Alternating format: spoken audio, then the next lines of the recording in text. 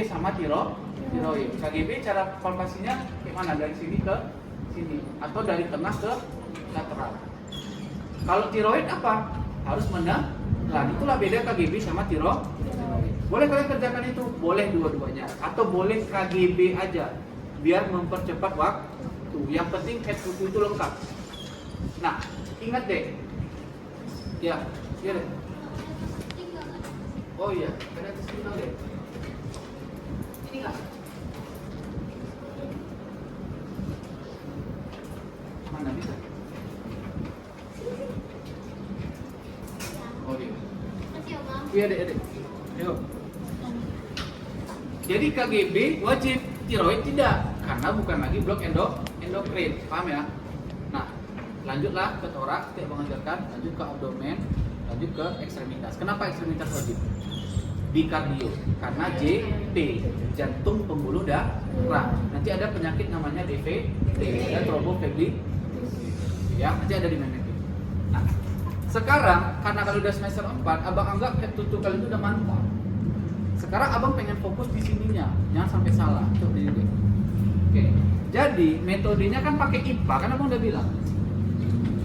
IPA, inspeksi, palpasi, perkusi, dan auskultasi. Nah, hati-hati, ada penyakit namanya kan pneumotoraks, bisa karena trauma. Berarti pada inspeksi, saya akan melakukan inspeksi pada regiotoraks. Pertama kalian bilang apa? Apakah simetris atau tidak? Ini abang uji lagi nih. Kalau tidak simetris, ini ngembang, ini enggak. Apa nama penyakitnya? Atelektasis. Nah, itulah kira-kira. Abang menguji ini simetris atau tidak. Berarti kata-kata pertama abang diinspeksi apa? Simetris. Yang kedua, kalau dia misalkan pneumotoraks, ada open pneumotoraks luka tusuk, ada close pneumotoraks luka tumpul. Berarti abang tengok apa?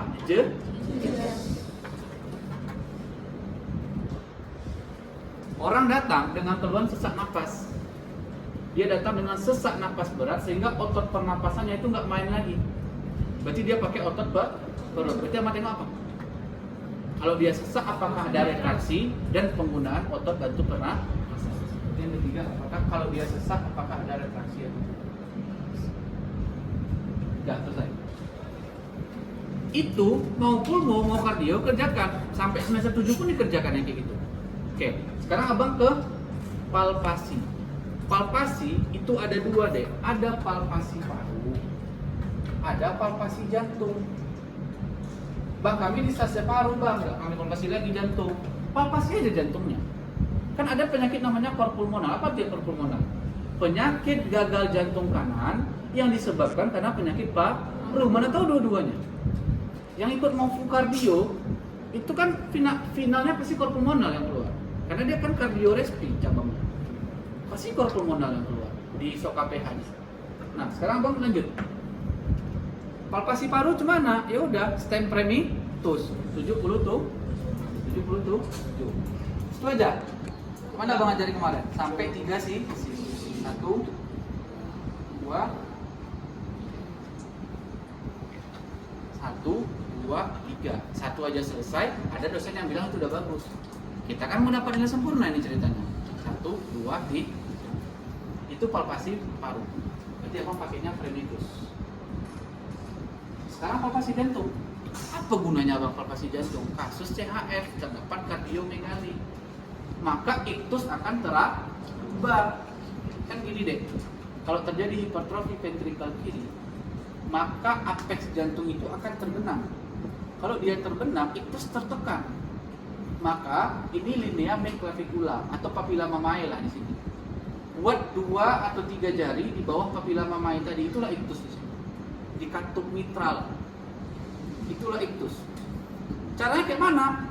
Abang baca nih, saya akan melakukan pemeriksaan palpasi iktus. Tapi yang sering salah apa? Kalian lakukan, tapi nggak bercakap. Kalian ngapain nih nggak terus ini gini-gini? Oke, berarti yang kedua adalah iktus.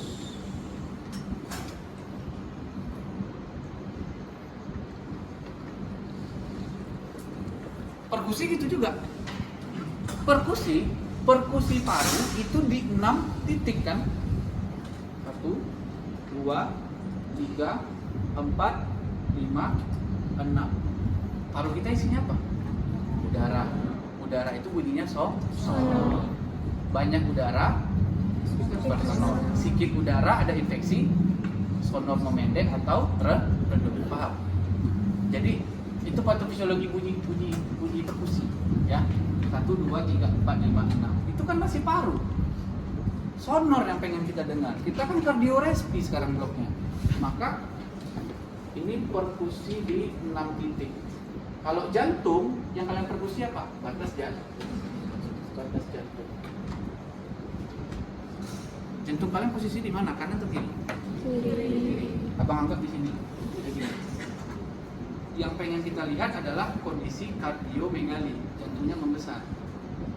Oke, kalian fokus tadi ya. Kalau abang ketok di sini, bunyinya apa nih? Sonor, sonor, sonor, sonor. Dapatlah jantung sini sedikit berubah jadi timpani atau peka, betul ya?